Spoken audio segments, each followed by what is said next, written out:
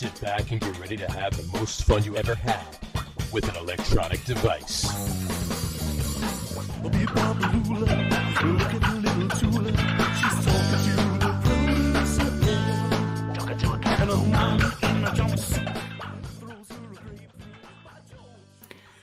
All right, everybody, welcome out to the Get On With It Sports Show. It is Wednesday, June the 26th, 2024. Jersey Johnny coming at you. With me, as always, is none other Mr. RadioPete and Mr. Harry Lug Nutz. Say hello, gentlemen.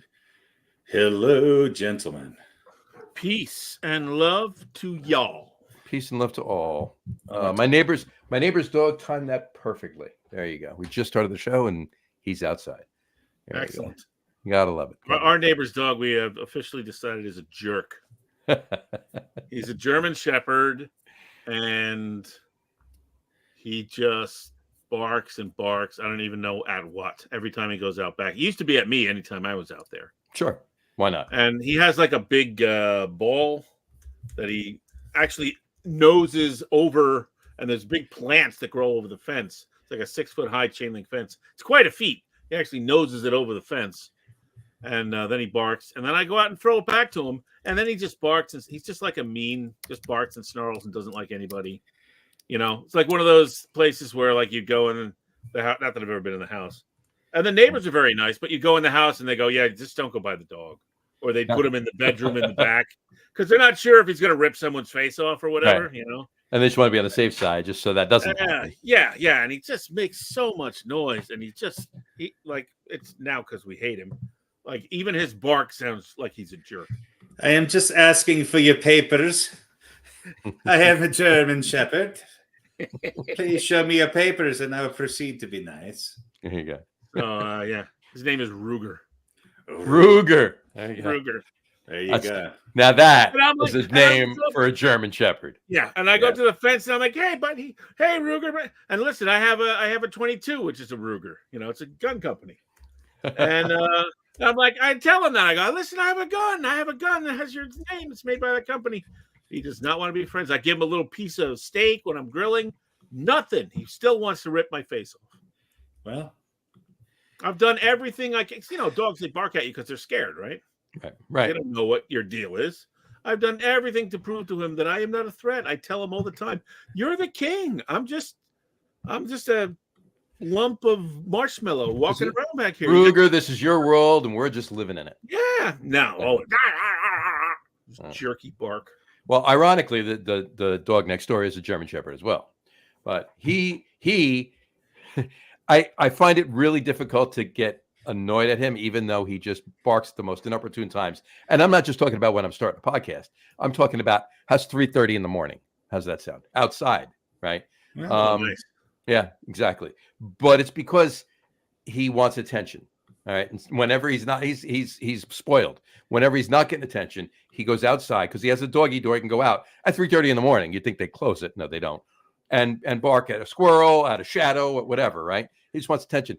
A guy can walk by and walk up to him, and he's barking like crazy. If you get up close to him, he literally lays down on his back and puts his paws up so you can scratch his belly, even if he doesn't know you. He just wants attention. That's it. Pete's talking, but I can't hear him. Pete's talking, but we can't. My bark is so much worse than my bite. And if you want to rub my belly, go ahead. If you're gonna rob my house. Well, that's a special on your OnlyFans, right? Speaking of belly rub Saturdays, every second Saturday on Pete's OnlyFans page, 7 p.m. Eastern time, watch the belly get rubbed. If you give him enough money, he might include the German Shepherd. There you go. But yeah, if you want to rob my house, 5 minutes of belly rub, and the TV's over there. Go ahead. Yeah, all right.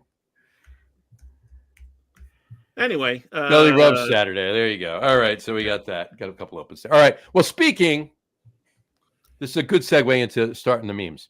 The memes. Speaking of German Shepherds. All right. So that doesn't, but you'll see on the first one.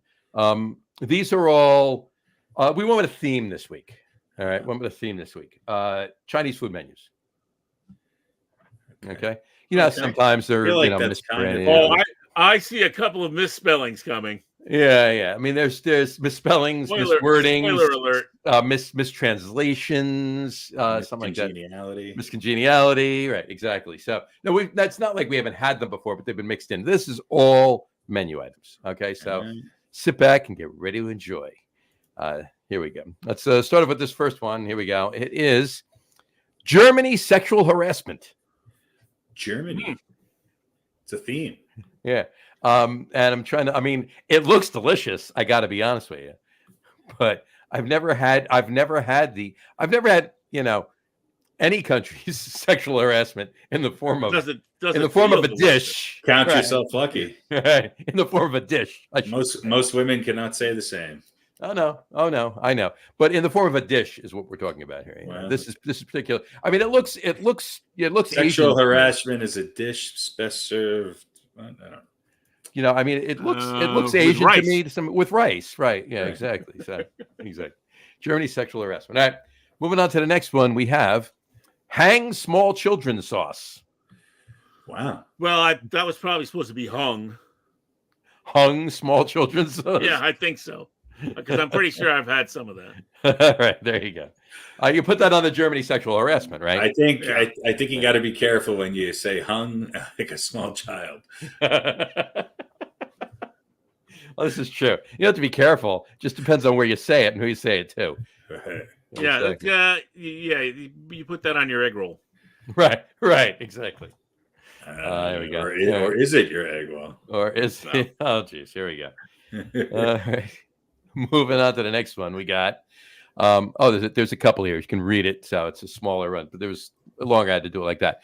If you look, there's mermaid in deep sea, McDonald's best friend, Mr. Oyster, Ms. French fries. But if you look up above it, the one on the top, the bottom listing on the top says, "I can't find on Google, but it's delicious." Well, this is a very honest menu maker. I can't find the translation for this on Google, but it's delicious. Yeah. Try it. Off to it does. I gotta love it. All right. So let's do it. Let's do a quick non-musical. Are they for real? Of the bottom four, which one is the most for real? Mermaid in Deep Sea, McDonald's best friend, Mr. Oyster, or Ms. French fries? I gotta say Mr. Oyster. You go with Mr. Oyster. I gotta go with Mr. Oyster, yeah. Harry? None of the above. You ordering McDonald's. I want to know who McDonald's best friend is. Yeah. I mean, is it Ronald McDonald? Is it Old McDonald? Is it Mike McDonald? Well, assuming it was Ronald, who was the actual Ronald McDonald? It's the restaurant's best friend. Was it Grimmett? Well, that would be. I think somebody from McDonald's came in there and said, "This is my best friend," and they grilled it up. And who was? And Ronald it came out McDonald's, amazing. Who was Ronald McDonald's best friend out of all? Well, nobody liked Ronald McDonald. I mean, I know, but Grimace probably, right? Grimace, right? So it's Grimace sued him for sexual harassment. Germany sexual harassment. Yeah, and look what happened. He ended up on a Chinese menu. Yeah, that's right. McDonald's best friend. That's deep fried Grimace. With Ronald McDonald. McDonald's best friend is Crippet Greed. Or it's like a polysorbate. Ethanol, whatever filler they use. Cheap labor and government subsidies is. I would probably go with. I think I would probably pick Mermaid in Deep Sea. Mermaid in Deep Sea. Well, if I had to order one, without a doubt. Yeah. Oh, I would definitely get a side of Ms. French fries, though. I mean, it depends. Well, you're gonna go Mr. Oyster and Ms. French fries. I'm gonna get Mr. Oyster and the side of Ms. French fries. I'm gonna get a mermaid and see where I wind up. There you go. Yeah, probably in the Deep Sea. Yeah. There you go. But whatever you do, we should all order. We could just split an order if I can't find on Google, but it's delicious. I can't find on Google, but it's delicious for the table. No question. Family. I mean, who hasn't had that? I mean, come on. I don't know. It is delicious. All right, moving on to the next one. We got kumquat lemon, and then I like number 2. Whatever. Yeah. Can I have a couple orders of whatever, please? Whatever. That's why they have numbers. There you go. I'll take a number 2. I don't know. I don't know whether I want to order a whatever or I want to order a number 2. Yeah. I'm not sure, but I want to. Well, that's what you order when like you go in and somebody goes, I gotta make a phone call or whatever. Well, what do you want? I don't know. Whatever. Just get me something. So you order exactly. Be careful with that. Just get me whatever. All right, number 2. Give me whatever. And then they go whatever. Then they come in, and you're waiting for the food. And they go, "What did you get me?" And you go, "We got your number 2." Whatever. Whatever. Exactly. I don't know what it is. You'll find out. Exactly. That's what you get for being indecisive. Quick aside from this is a stroke against indecisiveness. I believe you're right. I like it. I do. I like it. I do want to. Quick aside, really quick, up above. It's kumquat with lemon. All right. Now, kumquat. Somebody once said they cross-pollinated a raspberry and a kumquat, and they called it a rasquat. Right. It's a good thing they call it a rasquat and not the opposite. A quatberry? No, a cumberry. So, anyway. Figured I'd point that out. All right, moving. Neither one sounds quite delicious. Yeah, exactly. And we've lost the 3 people that are watching. And they're gone. Yeah, there you go. All right, moving on to the next one. We got that was what drove them away. Exactly. It wasn't the sauce of hung young children. Exactly. Oh, it was the sauce of hung young. No, it's hang small child. Hang low, sweet children. So we got this one here. We got stir-fried Wikipedia. And steam eggs with Wikipedia. and stir-fried Wikipedia with pimentos. Pimentos, yeah. And then we have steam eggs. That's steamed, just steam eggs. Can you steam eggs? I guess. Yeah, sure. Steam eggs. Let's ask Wikipedia.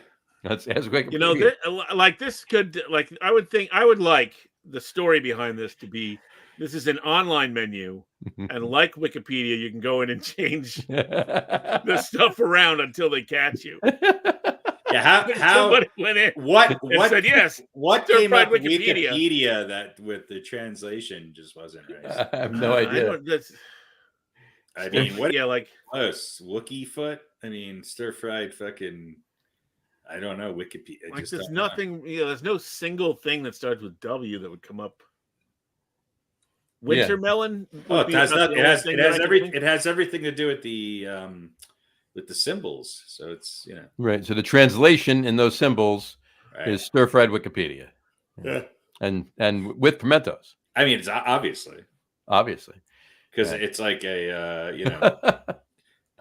but if you look, a birthday cake with one crooked candle getting yelled at by a Christmas present, right? With some guy who's got his plant turned upside down, with 2 people fucking sucking each other off next to a swing set. Yeah. So that's what the symbols look like. But if you look, like the last 2 symbols of each line are the same. Right. Now is that stir fried or is that Wikipedia? That's got to be stir fried and Wikipedia. But then it wouldn't take 4 symbols to say pimento. You know what I mean? Like, you would think, even if it's sort of, you're reading right to left, right? Because it's. I think Wikipedia is the one that looks like a contorted 69. Yeah. But only the first 2 are the same. That's the last 2. Last 2. The first 2, if you're reading right to left, yes. Right. Correct.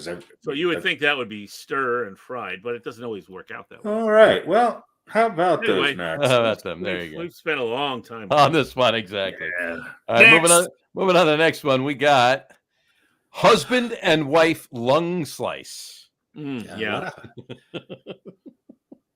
It's amazing how a lot of the menu items are gendered. I know, right? Ms. What was it? Ms. French fries. Mr. Oyster.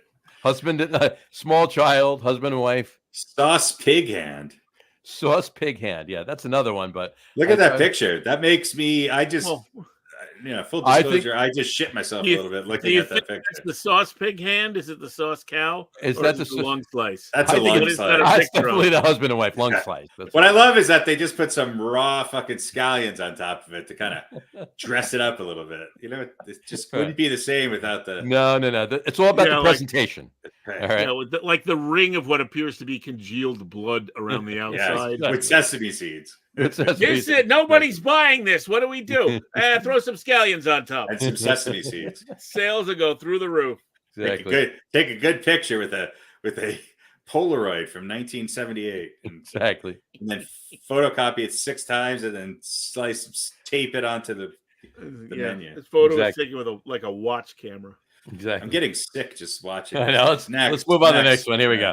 This one's good. I found this one good. Here's a picture of the dish called Our Sweet Ass. Let me tell you something. I've seen sweet asses in my life, and it does not look like that. Oh, Our Sweet Ass. That's okay. Anyway, that's when you know you're drunk, when you wake up with this kind of sweet ass in the bed next to you. What would you like to eat, sir? I would like some Our Sweet Ass. I like some of your sweet ass. Some of your sweet ass. Yeah. They left out the Y. Oh, there you go. Well, but you're ordering it from the people making it, so so your sweet ass would just be them cooking your own ass. I guess it's kind of like a DIY project. Right, exactly. It's kind of like make your own pizza. That's true.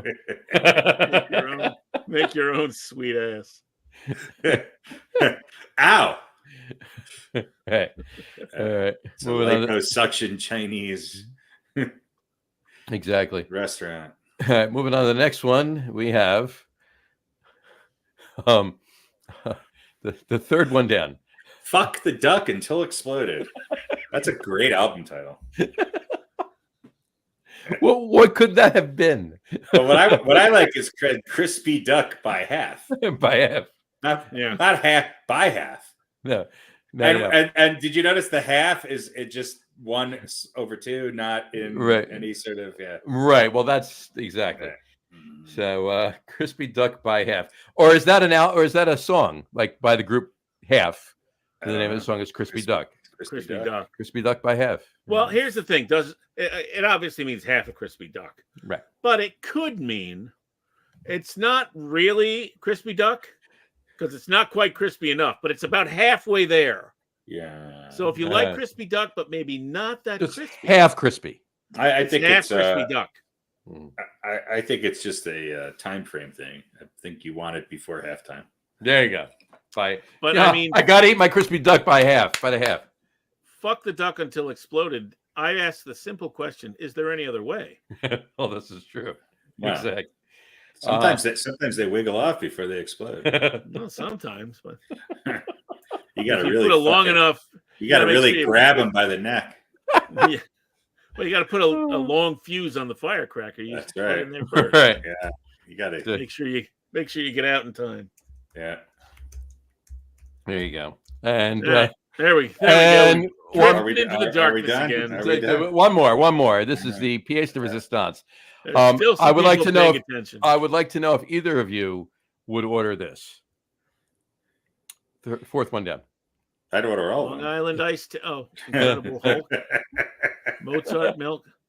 3 and 4 kind of seem like the same thing. No, not necessarily. A red snapper is sweet tight pussy all the time. Sweet tight pussy. What is that? The sweet tight pussy is the cheapest. No, I mean, what dish is that? Is where you know exactly what that is. Does that come with? It's been a long time probably since you had it, but you know what it is. Does that come with the sauce of? And let me tell you something. That costs way more than 600 yen. Oh, yeah, I was going to say red snappers more than that. Come on, everything on the menu is what's the cheapest thing on the menu. It's going to cost you half your house and all your hair. The Incredible Hulk costs more than sweet tight pussy. I'm amazed. Well, yeah. I mean, depends on your market. It is Pride Month. This is true. All right. Well, there you go. That's our. Those are our memes for Mozart's milk. Though, I would be surprised how much that is. Mozart's milk. Yeah. I mean, that's been kept in the freezer for a long time. Mm-hmm. All right. I don't know where to go after that. All right. That's also a great band name, Mozart's Milk. Mozart's Milk. I like that. All right. Let's get into Bachman Turner Overdrive's venture into classical music. Mozart's Milk. There you go. All right, let's talk NBA because there's a lot going on right now. The draft's going on tonight. Some moves have been made by one particular franchise in New York that is while not bad, crazy to think about this. And I'm going to let Harry start us off with this one. Well, we were texting this morning, and I was of optimistic hope that the Denver Nuggets would be able to. Well, I wanted them to get what's his name from Brooklyn, who the Knicks, obviously we all knew, signed very early today. But then rumor is it that the Knicks have re-signed and extended OG Anunoby to a 5-year, $212.5 $212.5 contract. Mm-hmm. Yeah, that's fucking insane. Oh, how did you do it all? But where are they getting this money? I mean, good for them. But it's ridiculous. It's time to pay the fees and just go all in for next year is really what it boils down to. But that's I mean, what they're doing, right? You know, they see the writing on the wall. There, let's get. Is that not the highest contract in New York Knicks history? I believe it is. Yeah, I believe it is. To OG Anunoby, somebody Anunoby, who can't stay on the court, great player. You do know who his agent is, right? His agent must be Taylor Swift, because that's the only person that can pull this off. His agent is what's that guy's name? Who's the Garth Brooks, GM of the Knicks? What's his name? So his agent is the GM. How could you be an agent? No. His son. Oh. It's Leon Rose's son. Yeah. Well. Yeah. And you wonder why he got the money. Well, how much is that? $42 million a year, almost. $42.5 million a year. Didn't they just trade? Didn't they just make a trade with another team that I might have heard of? Yeah, they just made a trade with the Nets. Yeah, so they got rid of Bogey, right? Mm-hmm. So that's but they took million. They took on the other player's contract. Right. Exactly. Right. Well, how much is that? More than Bogey's was. Bogdan Bohan was not making $212.5 million. Well, no, I'm saying on a yearly basis. Mm-hmm. We're not going to go through the numbers right now. It's all I'm saying is I'm glad he's back. If I had to pick, it probably means that they're not going to be able to re-sign Hartenstein, so they're going to have Mitchell Robinson. They're going to re-sign. They're going to re-sign Hartenstein. How? They're going to re-sign Hartenstein. What are they just going to pay out the ass all these? Yes, that's what I said. They're just going all in for this year. They'll shed some salary next year. They want to win. They want to win the championship next year. Bridges is actually a plus over Bogdanovic. Bridges' contract is totally more than Bogey. Yeah, as it should be. Yeah, it's about $4 million more. Yeah, not that much more. All right, so I don't know. They'll probably get rid of who? Randall? No, they won't get rid of Randall. No. Well, Randall will be trade bait at the see what he can pull. That's what I mean. Hold on. I'm sick of everyone thinking this Knicks team can win a championship without Julius Randle. No, they can't. There's no fucking way. I wasn't done. Yeah. Randall will be a trade piece because his contract is up next year. If they're not heading towards winning the championship next year by the trade deadline, Randall will be a trade piece. That's where I was going with that. I finished. Yeah. So, so they're not, he's not going anywhere now. He's going to help them get there. And if they're getting there, they're on their way, then he stays there. But if they're shit in the bed and they're not doing anything that's, can be looked at as, it's their year, then by the trade deadline, Randall goes, because they're not going to re-sign him with all these contracts. They're not going to re-sign Julius Randle. So he's got a player option in 25-26. Right. But they could still. My point is, you see what I'm saying? Like if everything's working, he stays on the team. If not, he's something that they can use. Right, so let's talk about the Knicks starting lineup. So obviously Brunson starts at what's called a point guard, that is the new point guard in the NBA, where he has the ball in his hand all the time and takes 50 shots a game. So that's Jalen Brunson. Mm-hmm. Do they have a two guard? Are we now going to call Mikal Bridges a two guard? Bridges is going to be the two guard. Okay, so he's going to be a two. Then you're going to have OG starting at the three. Mm-hmm. Okay, you're going to have Randall at the four, and then hopefully Hartenstein at the five. Mm-hmm. That's great. Yeah. And then you got Josh Hart and Dante DiVincenzo Mm-hmm. coming in on the second team. I mean, that's Robinson. You got Mitchell Robinson. You got Mitchell Robinson too. Yeah, well, I don't expect him. He's never on the court for that long. Yeah. Yeah, but with all these players too, not everybody has to play 48. Well, minutes. he still has to not, sprain his Finger. He's just always hurt. Ego. Well, all right. Listen, let me throw. I know you don't want to go through all the numbers, but Randall's making $30 million. Brunson's making 25. Bogey's gone, so 23 for Bridges. Mm-hmm. Anunoby's going to make whatever he's going to make. 42. How much is it per year? 42 and a half. 42 and a half a year. 42, and then Hartenstein, they'll have to sign. Mm-hmm. Obviously, he made less than $10 million last year, so that's going to be. He's going to obviously get an upgrade. That's going to be a pretty big payroll. Yeah. So they better win. Well, let me ask you this question on paper. I mean, I think they're going to be on paper. They're good. I think that it's going to be really fascinating to see how they come together, because Randall hasn't played with 2/5 of the starting team, and he had less than half a year. Hartenstein wasn't really starting when Randall was there, so it's going to be interesting to see how they come together on paper. I think this is not a team where you're just adding one piece. No, and they played 60 games together last year. Yeah, I mean, essentially, you added a borderline all-star and an all-star on this team. Now, Mikal Bridges, what was the average? 19 and a half a game or something with the Nets. So I don't expect him to do that. He had the ball in his hand a lot with the Nets and was their top scoring option. So, you're going to get, if you get 15 out of him, 14, that'd be great. You're probably going to get 10 to 12 out of OG, maybe.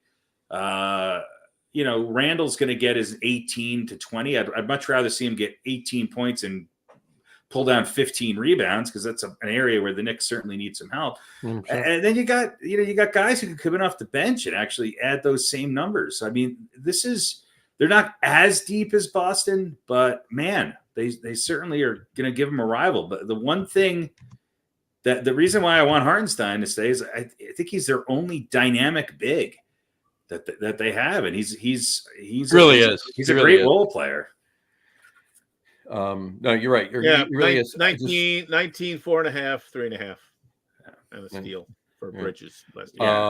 I just pulled up this one article. Somebody had to make a point that OG Anunoby is represented by CAA. Yeah, but they're saying his primary agent is Austin Brown, not Sam Rose. Sam Rose is his, one of his agents, but his primary agent is Austin Brown. So, this couldn't have had anything to do with Sam Rose being Leon's son. Because he's not his primary agent. I just think that this is a lot of money. This is the most overpaid NBA player in the history of the game. I can see that. But I can also you might be right, but you gotta let him play, right? You gotta see what he does. You gotta see what he does, and if he only plays 50 games next year, let's just hope it's the right 50 games that he plays, right? But here's the question, Here's my thought as to why they overpaid him. They didn't want him to go elsewhere, but one specific place. Yeah, one place specifically, and I'm not talking about Denver. I'm talking about down the Turnpike. Yeah, Denver can never afford it. Yeah. I know exactly what you're talking about. Yeah, no. They overpaid him, so he didn't go play in Philly. This is exactly what they did. Yeah. I mean, I don't think there's he couldn't possibly play. I suppose he could, but I can't see how he could possibly play well enough to be a $40 million man. You know what I mean? No. That's my just point. The only thing I can say about that is if you look at the games that he played in, the Knicks last season, and I'm talking about the playoffs too, were a drastically better team when he was on the court than when he wasn't. Right. True. So they use the same logic to tell us how important Kristaps Porzingis was to the Boston Celtics. Yeah. Yeah, and then they lost every game that he didn't play except for a couple of them. except the last 4. Except the last 4. Actually, they won 12 out of the they 12 won out of the they first- won every game he didn't play. Actually, Yeah, and 12 out of the first 14 before the last 4. Yeah. And oh, by the way, he's going to miss the beginning part of the season. Yeah. Still, that one game, he was the key. Yeah, That one I mean, game. look. That's it. Listen, if the same thing happens with Anunoby next year, and Game 6 with the Knicks, I love down that. 3-2, Anunoby. he comes up big. You'll go, yeah, $40 million worth it. We go to a Game 7, we're there. Yeah. Well, I still don't think this makes the Knicks as good as the Celtics. I think they're as deep, but I think they're definitely as deep. As they're not as good. Well, I would argue that they might be slightly deeper.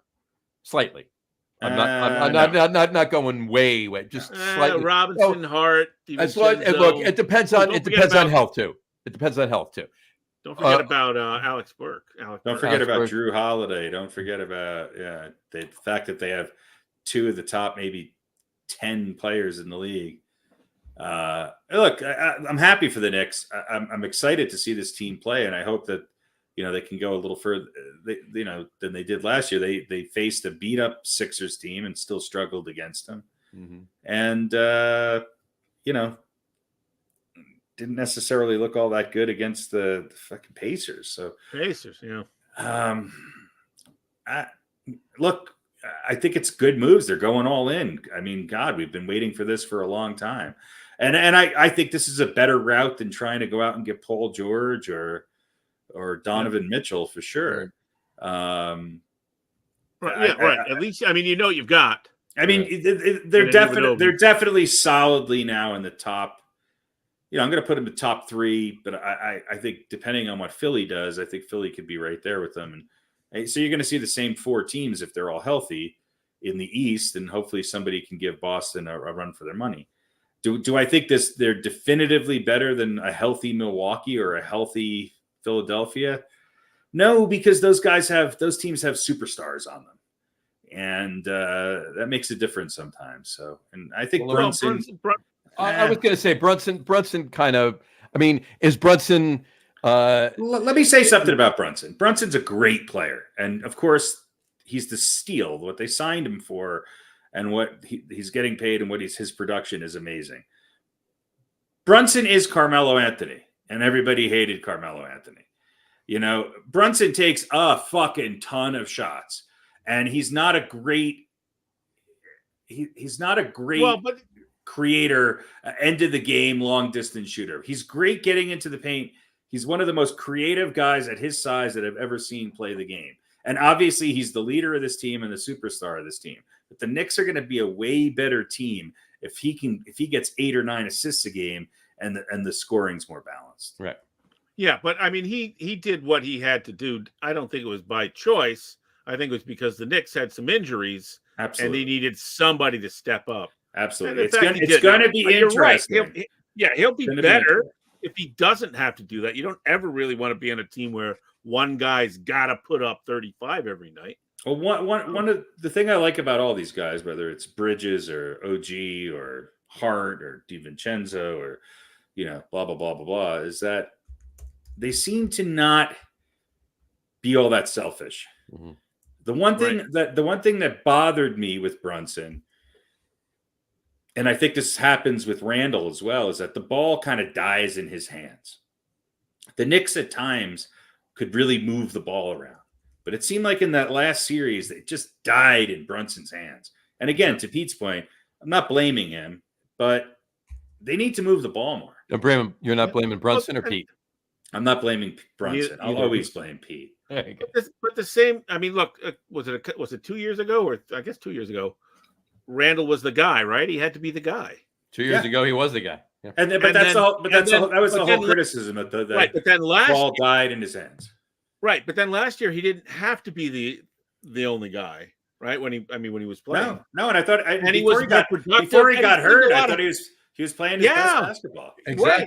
He was playing great because he didn't have to be the guy. That was my earlier point, is that everybody's talking. The Knicks' second best player, or 1B, if you really want to call it that, was hurt and out. It's a big things. So, but with this, I mean, with this lineup, you don't need anybody to be that guy. Right. No, you should be able, right? If the ball is distributed and everybody's getting their looks, you should be able to get more points, but less points out of any one individual. And right. That's what. But if you're playing, if you're playing Milwaukee or Philadelphia in a 7-game series, and I don't care how many flexible defensive wings you have, you need Randall and you need Hartenstein and Robinson to be able to play big. That's where I'm a little concerned with the Knicks. You need size, and Randall's a small 4. You know, he's a big dude, but he plays small at times. Right. And so we'll see. But I mean, look, you could have a Knicks lineup if Brunson's not out there where it's all small forwards on the court. Right. Well, which could work at times.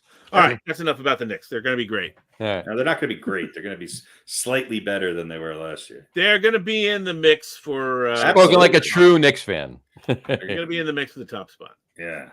All right. Do we need to talk about the finals? I think we should. What finals? NHL finals? NBA finals? The NBA finals. Fuck the NBA. What a game 7, huh? Well, Man, talk about edge of your seat. Yeah. God, what a disappointment. Here's my takeaway. Here's my takeaway from the NBA finals. I have a crush on Luka Doncic's mom. Who doesn't? That's my takeaway from the NBA finals. Yeah. So does Kyrie. All right. Sure. Well, I don't think we need to discuss it in detail. It was rather lopsided. Yeah, good for the Celtics, I guess. Blah, blah, yeah, blah, look, Boston lives or dies by the 3. They lived by it.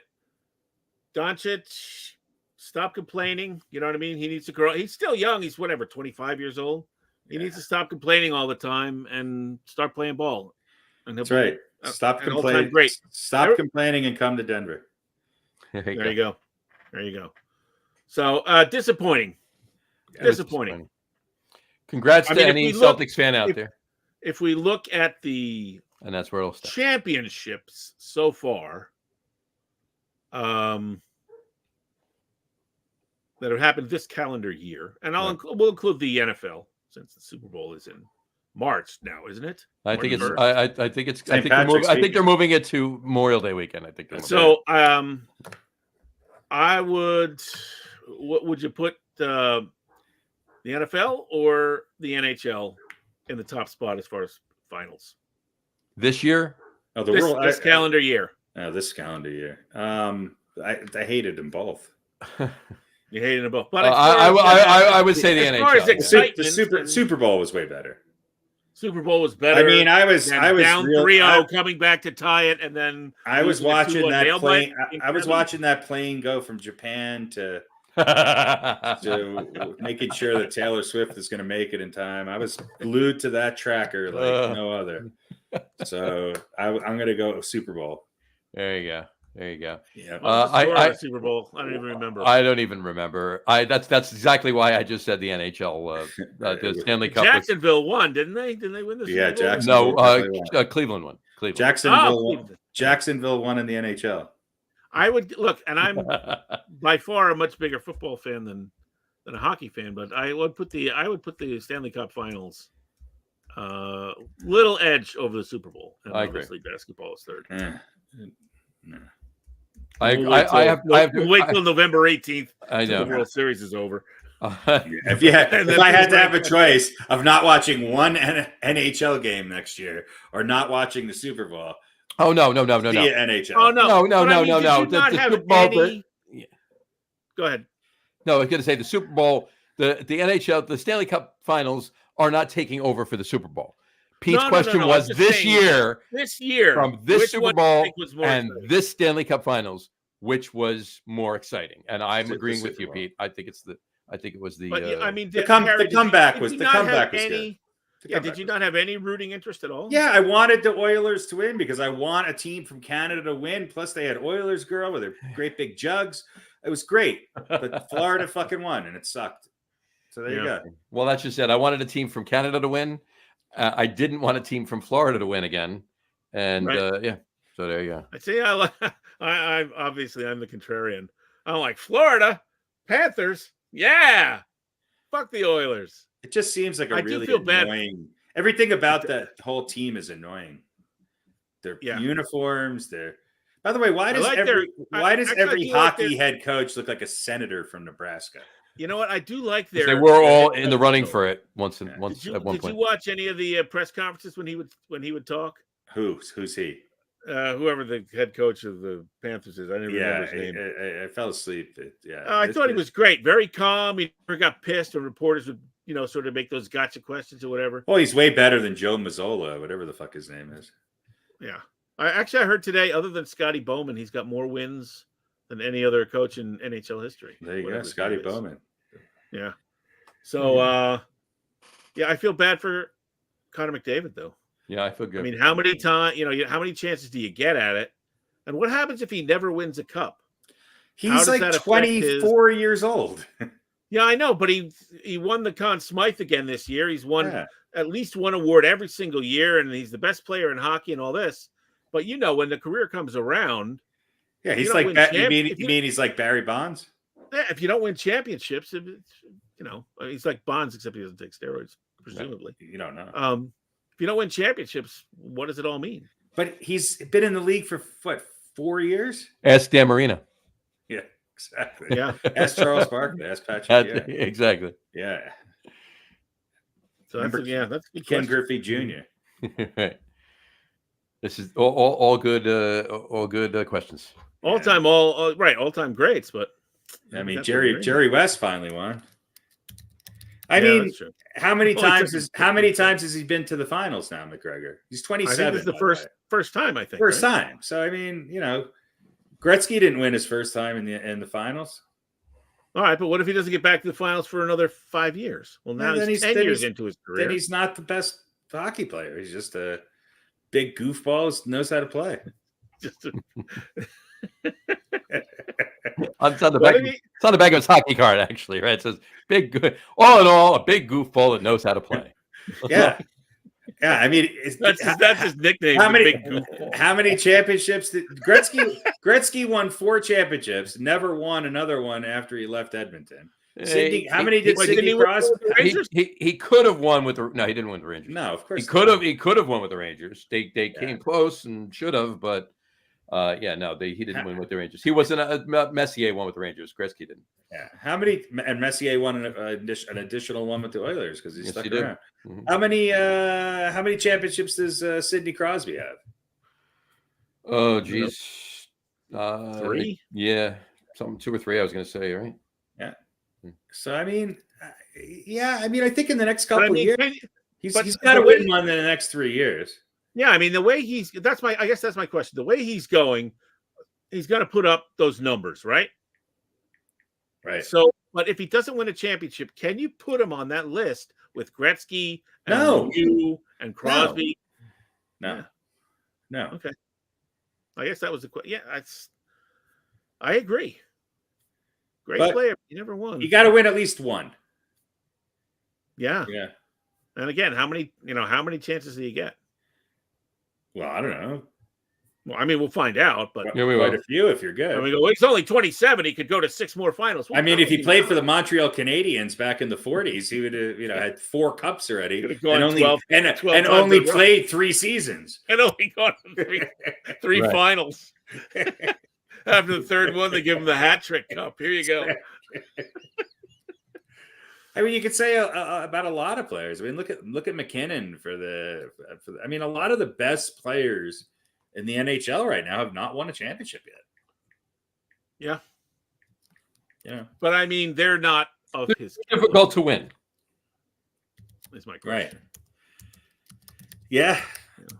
I mean, in modern times, good all the time. Right. In modern times, I mean, you go back and you got the guys who won 11 cups or something like that, but the last one they were all in Montreal. Yeah, all Montreal before and there were how many teams in the league? Like 9, 8 or 9. Still, I mean, what I'm saying is in modern, out of the modern era, let's call it, at least the 80s and on.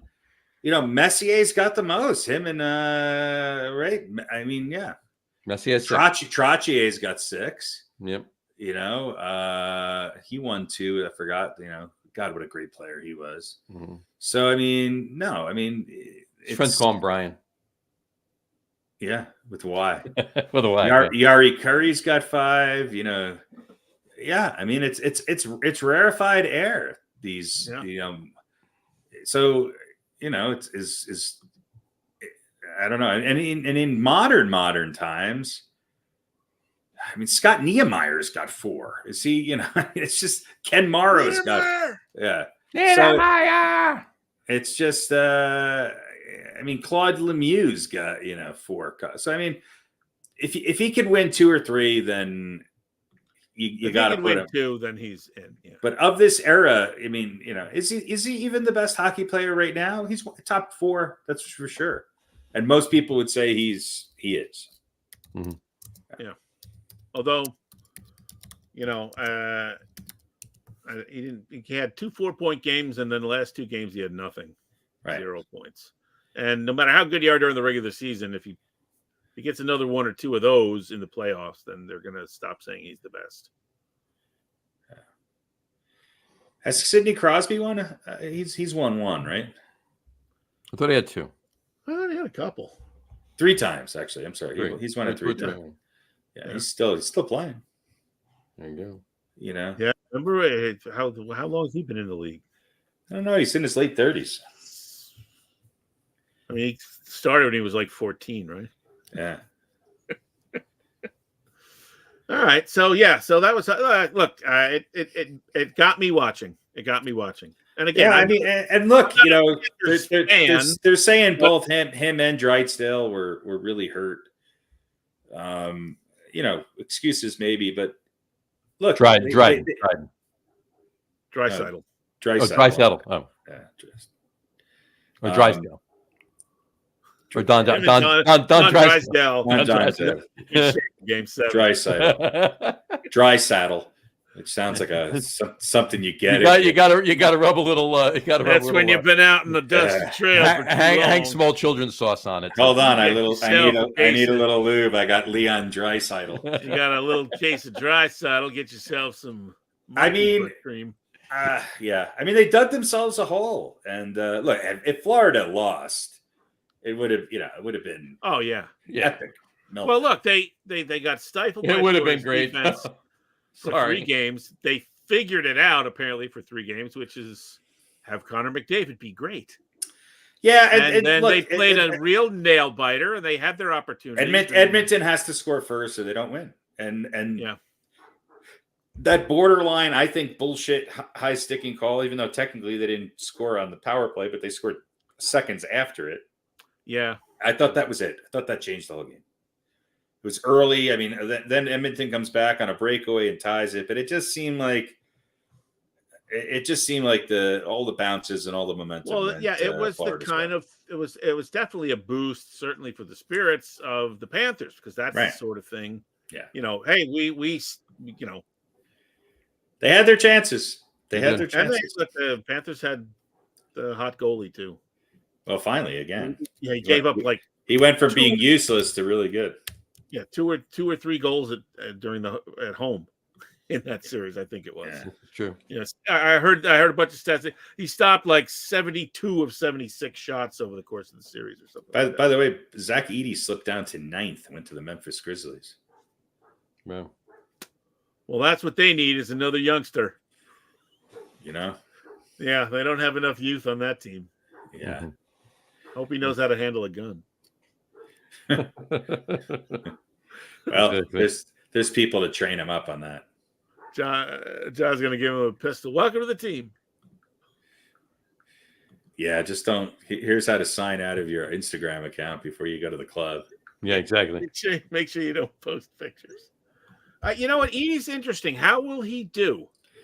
I mean, he's an old school center. He's not very big. He was very good in college. I mean, not very fast, right? No, not really. He's a kind of a big lumbering guy. And he's gonna fall somewhere between Big Country Reeves and Greg Ostertag. Okay. So, but listen, that's all you need, right? A few points, a bunch of blocks, clog up the hole.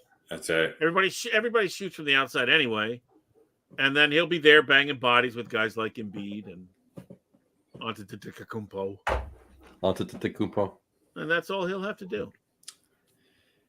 He's not going to be able to bang bodies with Antetokounmpo.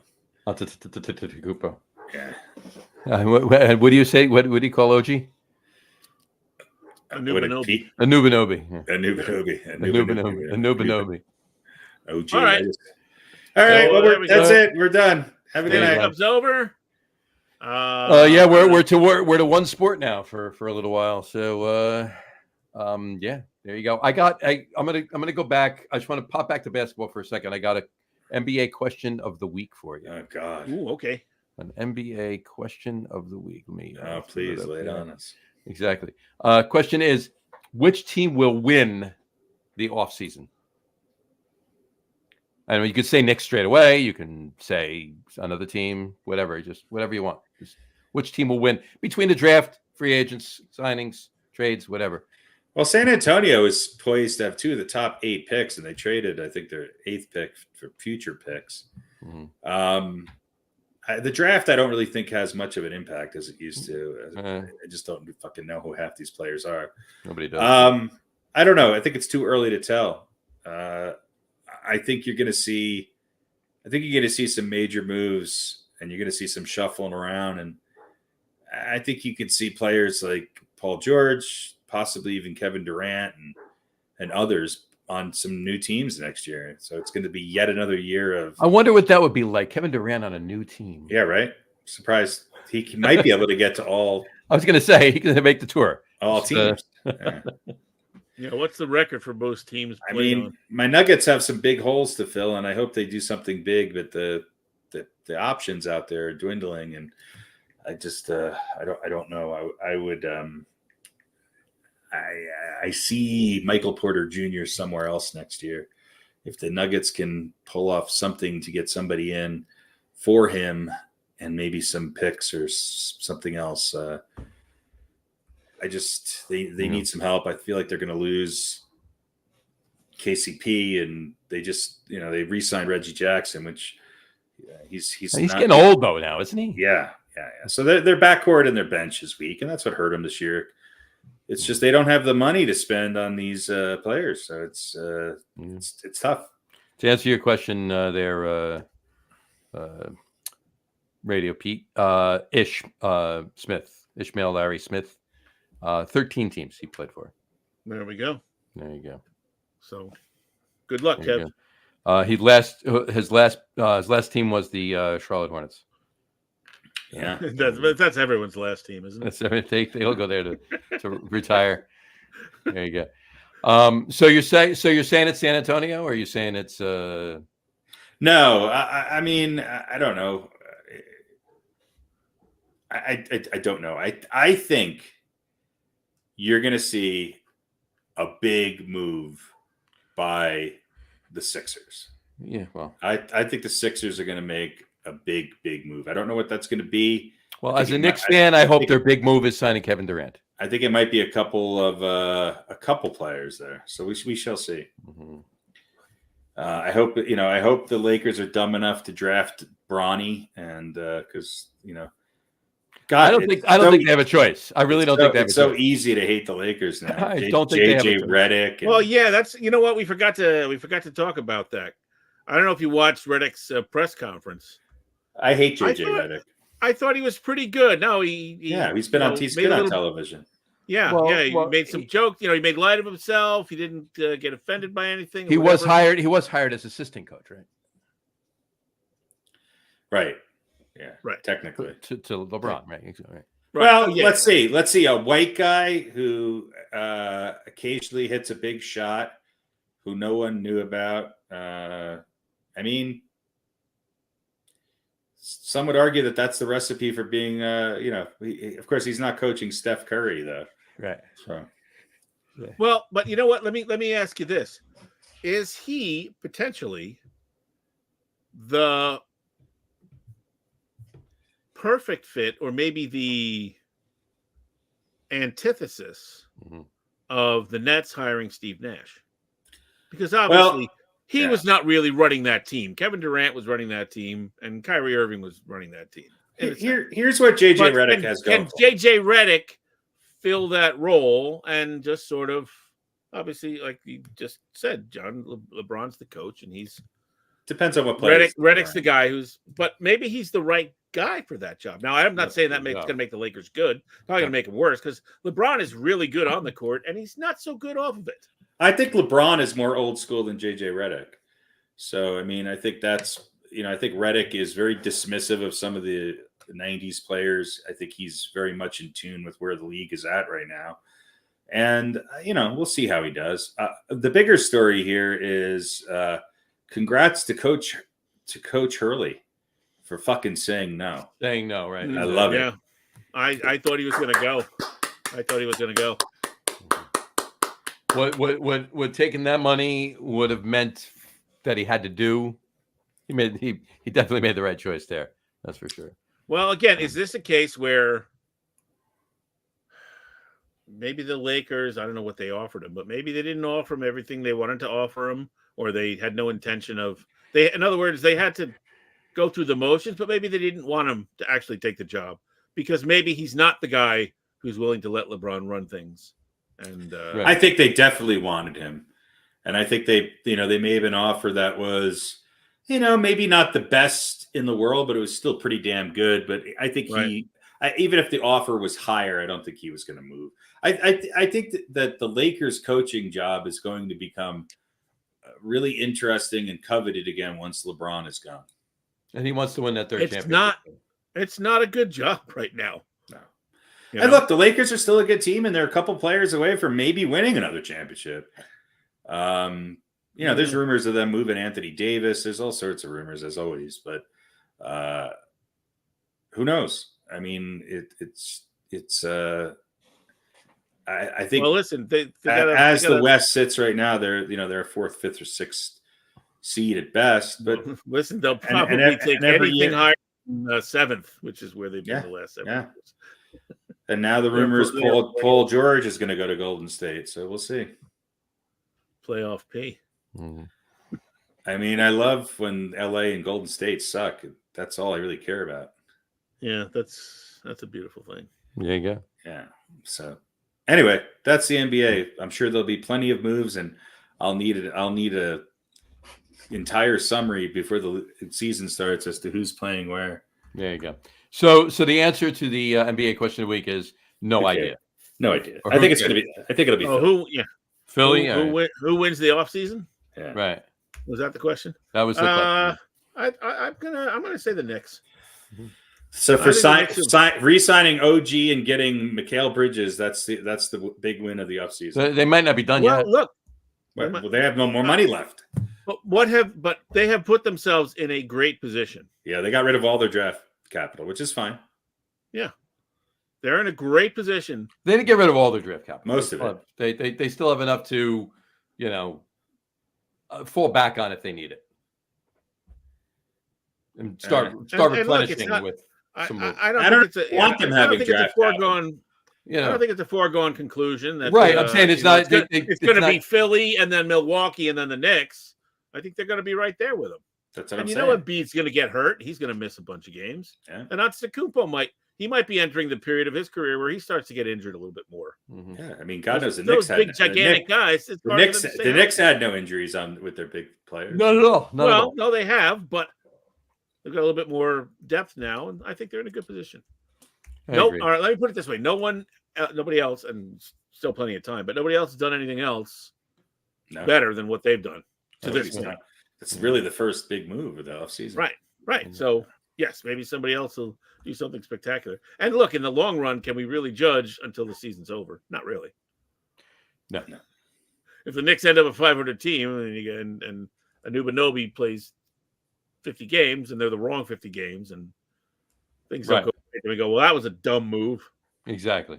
Now you're saddled with a $40 million man who can't stay healthy for 40% of the season. But that's never happened before to the Knicks. Never. Not in the history of the game. No. So we'll see. Right. We will see. But for right now, I'll say, the Knicks. Why not? There you go. All right. So that brings us to let's talk baseball for a second. But those Mets. There's been the Subway Series. Mets won, because of the eighth inning last night, and Judge being Judge, they got the game closer, but Mets still pulled it out 9-7. Right, Mets are ever since Grimace threw out the first pitch, man. They're 100%. Yeah, they've had a nice little run the past. They've won 14-18. I think they're up tonight as well. 14 of 18. They win tonight. They're at 500 finally, right? But they're they're up 4-0 right now in the bottom of the fifth or top of the sixth. It's a rain delay. And I was just looking at the satellite. It's whatchamacallit, the rain is gone. It's out of the area, so from Citi Field. So that game should be resuming at some point soon. There you go. A thunderstorm came through. That was all. But so I mean, it's been, hey, look, the Mets are one of the hotter teams in baseball right now, and unfortunately for Yankees fans and the Yankees, they're reeling a little bit right now. Is Garrett the Yankees are being exposed a little bit. Their pitching, which was so good to start the season, is coming back down to earth. Nestor Cortez, Luis Gil's been rocked the last two starts. Rodon, believe it or not, has actually been okay, which that is great. But the Yankees need a closer, and they need two infield players. They need, it's the same thing. I told them all along. They needed to go for a first baseman when there was 4 or 5 top first basemen around, and they decided to re-sign, Rizzo. And now he's hurt. Well, they got JD Davis platooning out there. So JD Davis, who has, I think he left. Does he even know he's on the Yankees? He's DHing tonight. Yeah, he's playing in New York. That's all he knows. So somebody pointed out one thing yesterday in yesterday's game. At one point, it was either yesterday or a mixture that yesterday and the day before. At one point, JD Davis was followed by DJ LeMahieu, and on the Yankees and on the Mets, JD Martinez was followed by DJ Stewart. There you go. Right. Well, the Mets, I think some of the Mets are able to go out and I love the way the Mets are able to get some players that are really good role players that they're not paying a ton for. Harrison Bader, I like the Mets lineup. I always have. I feel like they're finally starting to come into their own. The Yankees have 2 superstars who are playing great. I mean, look, Soto and Judge can be in the top 5 for MVP, both of them. Judge is having an incredible year. Volpe's playing okay, and I like him in the leadoff spot. The problem is that they're getting Trevino's become a liability behind the plate. I think the other day there's like 19 stolen bases on him in 2 games. Everybody's running on him. They need another bat in their lineup, and I think like a video game stat. I think they're going to go out and get Vladdy Guerrero. I think the Yankees are going to make a move and get Guerrero. You think? Yep. The father or the son? Well, either. At this point, right? I mean, the senior's the same age as Stanton, right? So somewhere in there, actually. Yeah. And the irony is Stanton was finally having a mediocre year, and of course he's hurt. He already said, finally having a mediocre year. Well, carried that team for 2 or 3 days. Remember when that happened? Yeah. He always hits a really timely home run when they're up by 7 in the 6th inning. Well, listen, he's in case he seals it, he makes an 8-1 victory instead of. Well, and we're really missing his late inning defense out in the outfield. So we'll see what happens. Hopefully, they could bounce back. Cole's looks rusty. DJ's still rusty coming off the injury. I don't know. They should be okay. I mean, look, with Judge and what's his name, Soto. They've got holes in the bottom of the lineup. But assuming Cole comes around and Rodon pitches well, I mean, that should be enough to sustain you. Yep. And Stroman has been Stroman is Stroman, and that's fine. Yeah. And Cortez, all right. So if he's not a great ace, he's better than the last couple of games, you would hope. But they should be okay. They need a closer. They need a fastball pitching closer. Clay Holmes drives me fucking insane. He's not as bad as another previous Yankees closer who I wanted to literally find and kill. But I think he might be available though. Yeah, of course he's available. Yeah, I mean, we'll see. I'll tell you what. I saw the Dodgers play the other day, and granted, they were playing the Rockies. The Dodgers' third string is better than most teams' first. You went to the game, or yeah. It's just, I mean, half the guys were out hurt, half of them weren't playing. I'm looking at this guy. He's like, their fifth starter, and he's got a 1.96 ERA, and he's 8-2. I'm just like, jeez. Yeah, I mean, the Phillies are good, obviously. Look, I think the Mets are going to challenge for a wild card. We'll see. With only one game out of the third wild card spot right now. I think I think when you look at the league as a whole, I think you got to look at the Guardians. The Cleveland Steamers are looking good, and granted, they get to that's why the Yankees got off to such a good start, because they played a lot of games against the American League Central, but Cleveland is a good team. I think the Yankees and Orioles. Look, the Orioles are no joke. They've been in a little bit of a slump. But they're a good team, the Orioles. That lineup is potent. And, Boston's starting to get hot. We shall see about them. Philly. God, Philly's good. The Brewers are the Brewers. They'll be out in the first round. And I think it's the Dodgers, Phillies, and Cleveland, and the Yankees and the Orioles. And I'll tell you what, I feel like the Orioles are just... When all said and done, I think they're going to be the best team come playoff time. We'll see. Yeah, very well. All right. I have play a little. Do we have anything else for baseball? Or no. I have one thing, but we could play a little. Are they for real? Which is baseball. We can definitely do that. Since we just talked about them. Play a little game. I like to call it just the tip.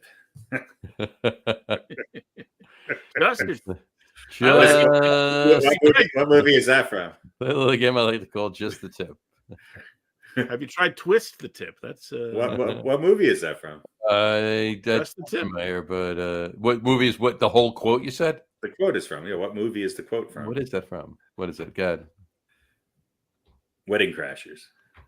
Oh yeah. There you go. That's great. Gotta love it. Good movie. Very good movie. What is real? So, anyway. What is real? How do you define real? If you're talking about what you can feel, what you can smell, what you can taste and see, then real is simply electrical signals interpreted by your brain. Pretty sure none of that's real. You're not real. For real, for real, for real. Yeah. Are you for real? For real? For real? For real? Are they for real? What is real? All right. After this show, I want you to delete that file. And I'm going to send you the correct one. Well, I like that one, though. I like that. No, I worked so hard on the beginning, and, no, not really. You worked hard on that beginning, too. I made a shorter version for Harry, and, of course, this one is shorter because it skips the first part of it. But all right. Anyway, are they for real? Major League Baseball edition. Of course, we just talked about it. So, but I will ask you, who is more for real, as in surprising, let's say? Okay. Boston Red Sox, 6 games over 500 heading into tonight's action. Mm-hmm. The Cleveland Guardians, with the second best record in the league, third best record in the league, a .654 winning percentage. Mm-hmm. The Houston Astros hanging in there at 500. So is that more of a surprise that they're not better? Are they? Are you surprised at where they are? That's all. Gotcha. Whether you thought they were going to be better or you thought they were going to be worse. Okay. Let's throw the New York Mets into the mix. 1 game under 500 going into today. I know everyone seems to think the Mets were going to be better than I did. I said they were cursed, and they'll never be good until Uncle Steve is gone. Mm-hmm. Yeah, we'll leave it at that. So who is the most surprisingly for real? Boston, Cleveland, Houston, or them New York Mets? Well, I think Boston's a slightly below where I thought they'd be. I think Cleveland is maybe a little better than I thought. So on the positive side, I'm going to say Cleveland. On the underperforming side, I'm more surprised that the Astros are just at 500 than I am that the Mets are just at 500. So you thought the Astros were still going to be? Yeah, I picked them to win that division, and they still might. They're only 4.5 games back in a horrible division. But, and they're on they're on a little bit of a streak. They're 8-2. I think that they will come around. But yeah, I think considering the Astros were a week ago, they were 6 games under 500. So yeah, they've had a very nice run. So I think the Astros are the most surprising. I think I picked Cleveland to win the Central, but are they a little better than I thought they would be? Yeah, maybe a little. None of these surprised me. The biggest surprise is the underperformance of the Astros. To me, the most for real probably are the Guardians because they're pretty close to where I thought they would be. Johnny? I kind of have to agree with that. I mean, the Guardians definitely, as far as the most surprisingly for real for me of those choices. Boston's where I thought they'd be. I didn't think they were going to be challenging the Yankees or the Orioles for the top 1 and 2 spots in the AL East. And they're in third. So, I mean, they're right there. They're 6 games or 7 games behind Baltimore and 8.5 behind the Yankees. But, yeah, I think the Cleveland Guardians definitely for the surprisingly for real for me on those. And as Harry said, I'll probably lean towards the Mets because I didn't think the Mets were going to be better than the Braves or the Phillies for that matter, but I did think they were going to be better than they are. And this most recent tear, knock on wood, is it works, it towards where I was thinking they would be. Yeah, both the Astros and the Mets seemed a lot worse off a couple weeks ago than they right. did. So, and they're within a couple games of each other anyway. Or actually, I think the Astros are a half a game ahead of the Mets. So for the cross conference cross league wild card game. Did you hear about that? Oh, it's a new thing this year. It's the Are They For Real interconference wild card play-in game. Interleague wild card game. Whoever wins the game becomes the extra team. Whoever becomes Pete's convoluted definition of real gets the coveted ninth wild card spot. That's right. Well, let me just throw a couple numbers at you, and then I'll give you my answer. Boston is a couple games under 500 at home. Yeah, 19-21. Cleveland is 26-9 at home. Yeah. Houston is 24-19 at home. The Mets are 19-23 at home. I obviously am down on the Mets, although I'm happy that they're at least hanging around, sniffing around, being in it. Good for that. I kind of thought this was going to be the end. I didn't think the Astros was going to be terrible. I guess I thought Texas was going to maybe be a little bit better than they were, but they were. Yeah, they might be the biggest disappointment so far. Yeah, they might be the biggest disappointment, but who knows? Weren't they kind of late bloomers last season too? So they may turn it around. But I would say overall, not that I have any reason to claim any knowledge or expertise of any kind, but I didn't think Cleveland would be this good. It's never stopped you before. No, it's never has. But I think the Guardians are a really, really good team. They absolutely much better than even people who thought they were going to be good were saying they were going to be. So I would say the most surprising thing would be Cleveland, between Cleveland and Boston, and probably I expect the Mets to be I would say I would expect them to be within 5 or 6 games of 500 on the downside. So yeah, maybe they're a little bit more for real than Houston. Again, I didn't expect Houston to fall apart, but I didn't think they would really be a contender. Maybe they are. Yeah. Fair enough. So there we go. Let's see. I think one other. Just to stay with the hot trends. All right, we got to get our hot takes in. Who's more for real without looking at the numbers? Mm-hmm. Caitlin Clark or Angel Reese? Caitlin Clark. Caitlin Clark. I gotta give them tied. They're close, but They're close, but I'm going Angel Clark. Going Angel Clark. We need is an amalgam of the two. All right, well, let me give you the numbers. Go Head-to-head, Clark leads 2-1. It should have been 3-0. They blew that one. Should have been 3-0, yeah. Points per game, Clark 16.3, Angel Reese 13.2. All right. What is TRB per game? Oh, rebounds. Total rebounds. Clark 5.4, Reese 11.1. So she's 13 and 11. Yeah. Assists, Clark 6.6, Reese 2.1, steals 1.5 to 1.7, blocks. This is the one Angel Reese 0.1 blocks per game. Caitlin Clark 0.9. Field goal 399 to 406. 3-pointers. Angel Reese hasn't made one. Clark's hitting 35%. Free throw 88 to 76. And field goals 51 to 40. So I'd give the edge right now to Caitlin Clark. And these aren't terrible numbers. No, not 16, 5, and 6, and a steal and a half. That's not bad. Yeah, she's in the top 10 almost every category. In fact, she's 4th in the league, 0.1 behind Sabrina Ionescu in assists, which is great for a rookie. I mean, Yeah. Angel Reese is 2nd in the league in rebounding. Yeah, listen, 13, 11, 2 assists. They've come in and made their mark. Game isn't bad either. Yeah. And Angel Reese has 1 beheading. So, it's good. She's one up on her there. Yeah, there you go. She's got that going for her. Yeah. So, that's pretty much it for Are They For Real? All right. There you go. Cool. And I want to get back, if we can, to one question about baseball. Sure. That I have for you. Because they've now taken the Negro League stats. Yep. From that's not going to help Caitlin Clark.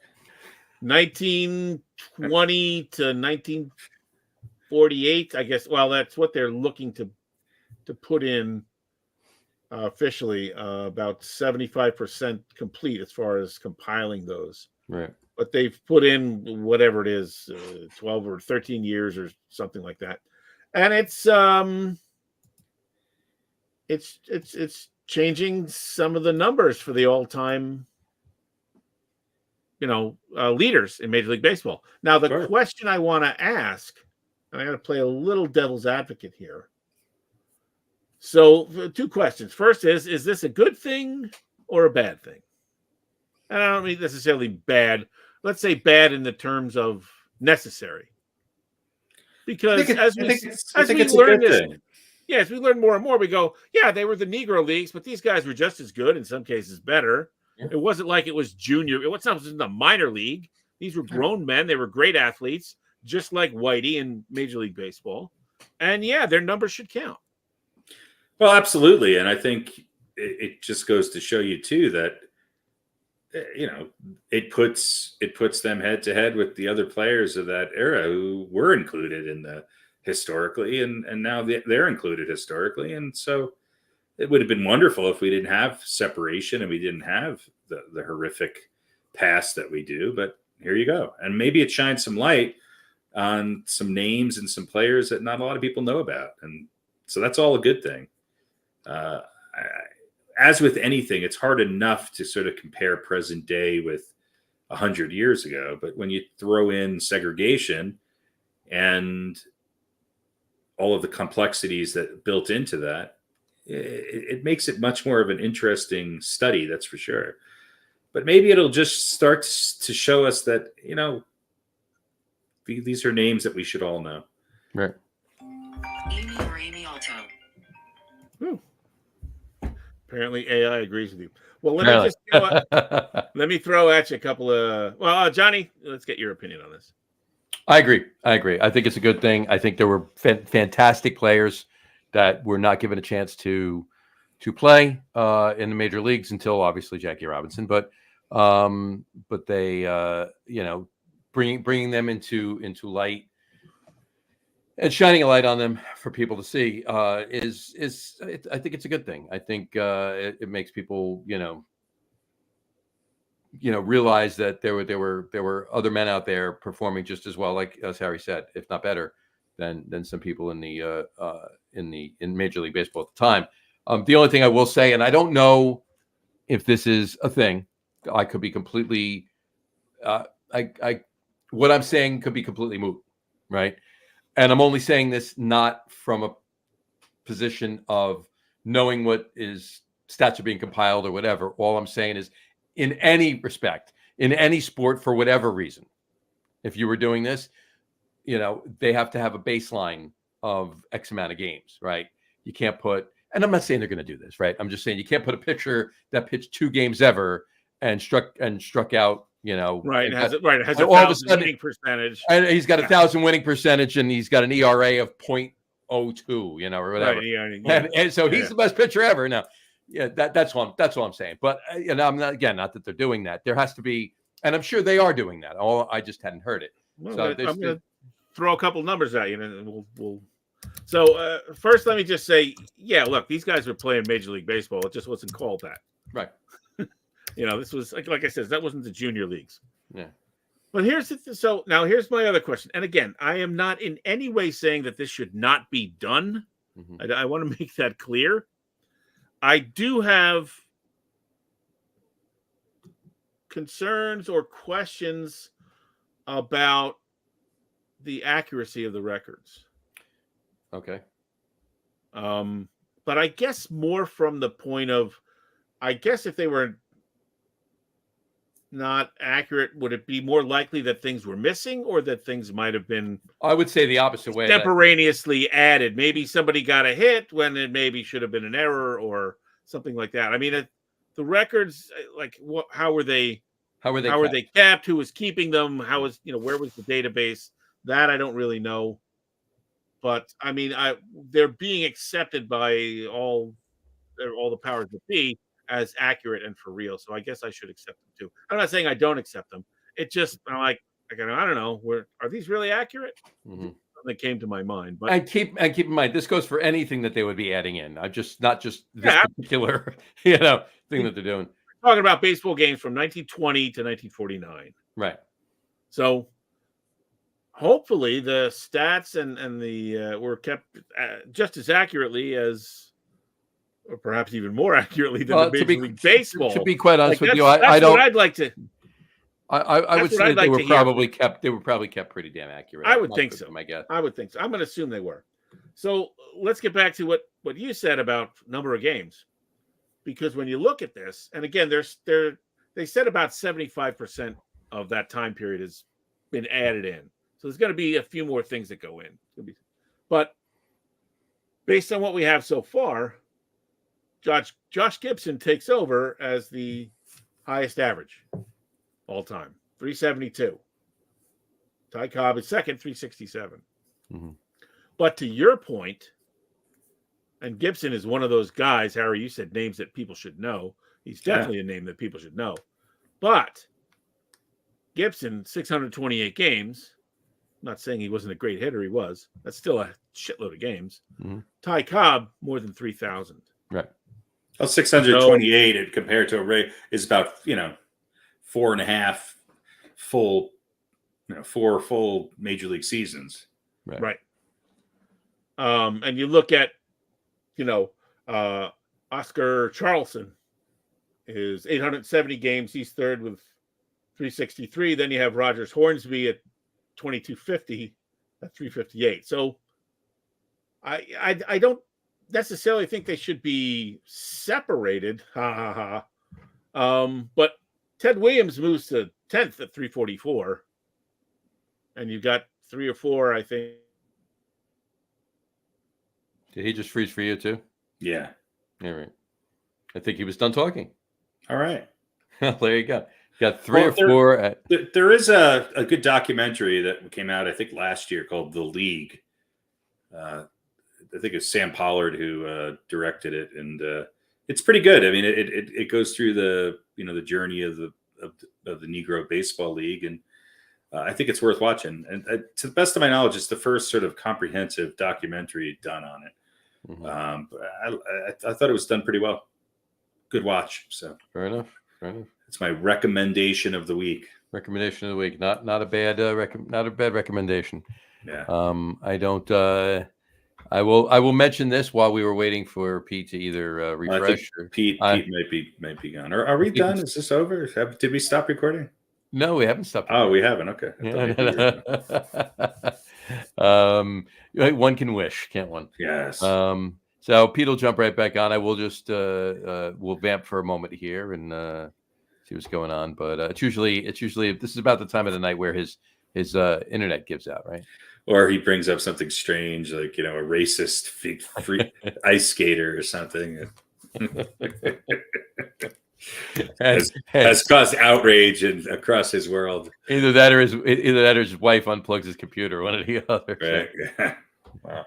That could be too. You got to do what you got to do. You got to do what you got to do. So. Well, we can wrap it up. I mean, we'll give him a minute, see if he comes back and he can wrap it up with us. If not, then we'll wrap it up. There you go. But yeah, look, to what he was saying while we wait, just to see if he pops back on. I understand what he's saying, and I get it. You're comparing. Now, here's a list that's been the top hitters of all time for how many years now? 180, 65, 70, 80 years, right? 80 plus really. And it's all gentlemen with 2,500, 3,000, 3,500 games played. Right. And now you're putting gentlemen with and that's all time. So that's even when they were older playing, they kept their average up there where it was, right? These are men that were playing, and I'm not taking anything away from what they did. And for all intents and purposes, they might have ended with a higher average if they kept playing as many games as they. You never know. You never know. But do you add them? Do you compare the two? That's what Pete is saying. Correct? Is what I'm saying. Can you compare the two?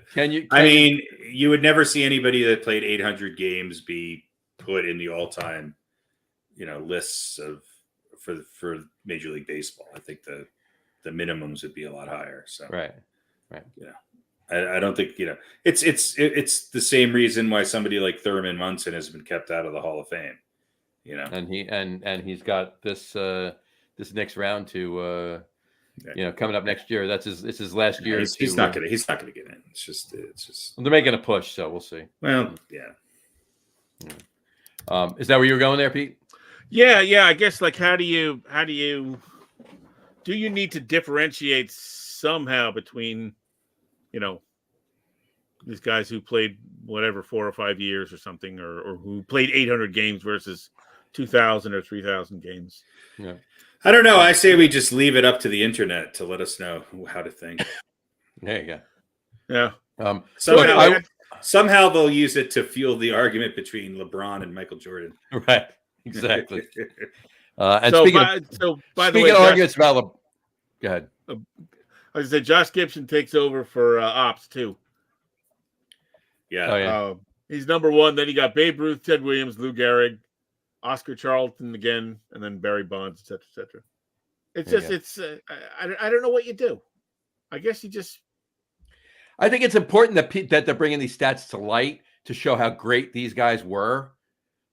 But But that's the question. I'm not saying yes or no. I'm not giving my opinion on it. I'm asking the question. Yeah. Do you say this guy is somebody played 4 years with somebody that played 14 years or whatever? Yeah. Does this guy, 15, 16, 18, 20 years with 628 games under his belt, do you call him the, I guess you have to call him one of the best hitters, but do you say, yeah, he's got the batting average title? Right. Yeah. So Thurman Munson played in 1,423 games, and his 10-year career was too short to be considered. Yeah. So here's one great thing about this. We will have a bunch of new names that we probably did not hear about. Well, and I don't know if you heard me, but when you were freezing up, I said there's a great documentary that I think came out last year. It's good. Maybe not great, but good. Called The League. And Sam Pollard, I think, directed it. And it shines a light on the Negro League in a way that I thought was really well done. And it's probably one of the more comprehensive documentaries on that league. So probably good timing if you want to get an idea of just what was going on. The other thing too is that I think you have to take into consideration the fact that these guys didn't necessarily play in the best conditions either, and they were playing not at all. And they were playing, in you could argue that maybe they were playing with a higher level of competition in some instances. So I think it's good that a light is shined on it. I'm one of these people, the older I get and the more the history of sports gets elongated and elongated and elongated, these sort of comparison deals.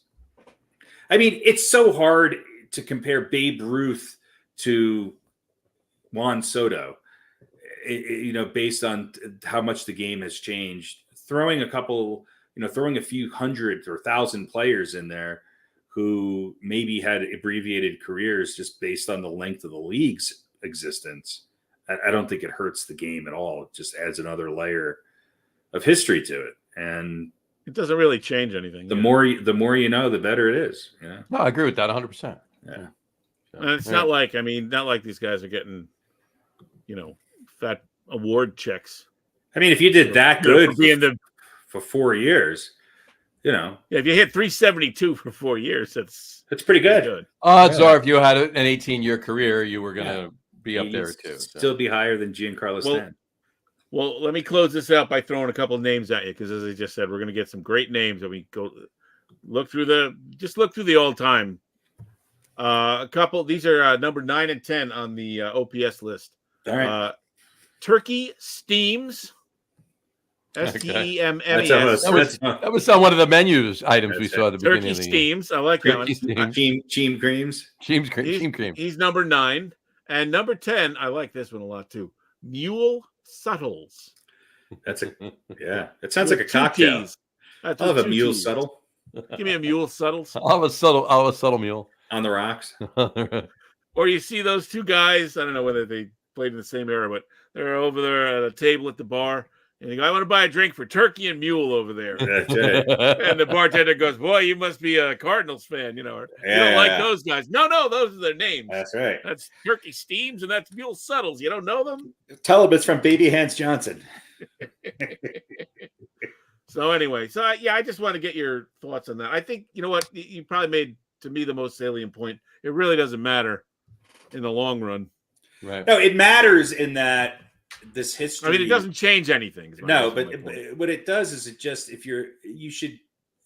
should make you want to kind of understand, all right, who are these wonderful athletes who unfortunately have been kept out of the history books. Yeah. So let's shine a light on it and understand it for what it is. I mean, I look, a comparison for me, even though it's different because this was by choice and not by force, is sort of like, when somebody played in the ABA, and they only played in the ABA and they were fantastic, but they never really transitioned to the NBA and nobody knew who they were. Well, it doesn't necessarily mean that they weren't a great basketball player. Right. They just only played for a short period of time in the ABA. True story. Well, what's great about this is if you look up these stats on the MLB website, you can go all the way back to 1876. That's what I want to do. See who the leaders were on any of those days and get some great names from there. So there you go. I think in 1876, didn't the Negro boys. The Negro, not Negro. The Negro boys, didn't they start at the Negro leagues? I think so. They started in 1947. That's right. Played the last two seasons. All right. Couple of other quick things. Rumor has it not that they're going to, but the Big 12 conference is mulling over selling rights to the word Big 12. Goodbye. No, big. Let me tell you something that's already owned by Pornhub. Well, they might have the Big 12 replaced with the sponsor's name. So instead of the Big 12, it could be the Disney 12, the Paramount 12, the Bank of America 12, the OnlyFans 12. Is this a good thing or a bad thing? Or Bad thing. Fuck They you. get on with the 12. Fucking Bad greedy thing. bitches. They just can't get enough money. Yeah. The insignificant. I wonder if this actually happens. Would we see an exodus of players? Because you can leave now. You got the portal. It'll be like Players don't give a shit, especially these younger ones. They don't fucking care. It's only us old. It's only us old assholes. Probably, yeah, probably. Exactly. All right. Just so we can say that we are international sports aficionados. U.S. 1-0. They beat Bolivia 2-0 in the Copa America, and they take on I don't know, Panama next. Come on, we talked about hockey for 20 minutes. Enough with the communist sports. And Georgia beat Portugal today 2-0. That's right. 2-0. There we go. Georgia beat Portugal. Panama versus the United States. That is Newt Gingrich had a header for the win. So don't expect us to really win anything, but we should get out of the Group C, hopefully. All right, and that covers hockey and soccer for the rest of the year. Yeah, well, we'll talk about it in 2 weeks when the tournament's into the third round. You will. It'll be the third round. That's only if the U.S. gets into the knockout round. That's true, yeah. Final thing here, a question for you. I heard this the other day. As you know, I'm a big fan of the Pardon the Interruption television show, which is where I get a lot of the stuff that I bring to our show. Well, yeah, and once that show ends, I will no longer. There'll be no reason to watch. Yeah. Michael Wilbon said, Kornheiser reminded him of something, and Wilbon's opinion of some I agree with, many I don't. He said it's not a sport if you can only win by judgment, i.e., gymnastics, and not boxing because you can knock somebody out. Ice skating, right? The NBA when Michael Jordan or LeBron James is playing. They were talking about the Olympics and what is an actual sport and what's not. And I thought that was a very interesting. He's not saying they're not athletic. There's judgment involved in every sport. Right, there's judgment of the referee. There's judgment of the umpire. There's always judgments. You can't win in gymnastics without the scores of the judges. You're not making your own score. You're not. Yeah, you can't. You beat your opponent only because the judges say you beat your opponent, right, not because of any score or goals or points that you accumulate directly through your, whatever. Well, and I thought it's an interesting. It's an interesting take. It's an interesting point. I don't agree with the fact that it's not a sport. What do you? Yeah, I don't know about that. Well, he's not saying it's not athletic and that they're not talented. That's not what is it? Hard. A competition? I think that's probably it's all falls under sports. Now I don't know if he was saying it shouldn't be an Olympic sport, but he was saying it's more evident in the Olympics than anywhere else. Everything's judgment in the Olympics. No, a lot of it is. Well, no, but I mean, basketball isn't, and track isn't, and what do people turn on in the Winter Olympics? What do people want to watch? I'll give biathlon, no. Skiing, no. Well, skating, figure skating, Okay, yeah, that's the number one thing in the Winter Olympics that people watch, and it's because mostly men and curling, mostly women watch it. What's the number one thing that people watch in the Summer Olympics? Biathlon. Other than biathlon, skiing, other than water skiing, gymnastics. So the two biggest, the biggest competition of each, the Winter and the Summer Olympics, are judged competitions. I would say let's call them judgment sports, or but it's still a sport.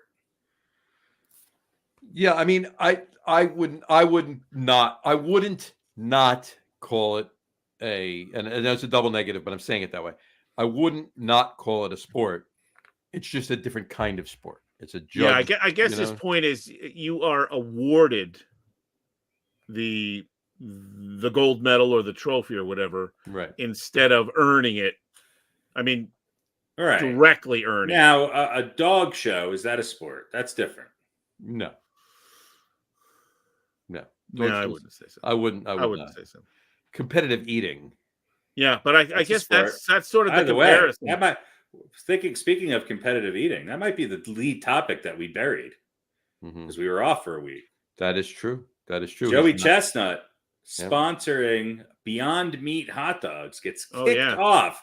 And now we have the event I've been waiting for 20 years. Joey Chestnut versus Kobayashi on July 4th. Yes, it's finally happening. Is it just the two of them? Is that how they're doing it? Just the and two this is of not them. the shoveling processed meats down our throat. Just who's the sponsor of us. Nathan's, right? Yeah. This is sponsor. So they're not in the Nathan's contest.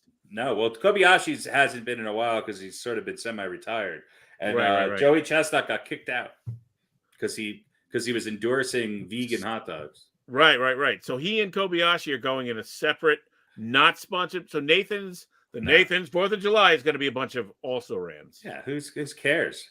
Who cares? All right. Let's see what the view. You know what?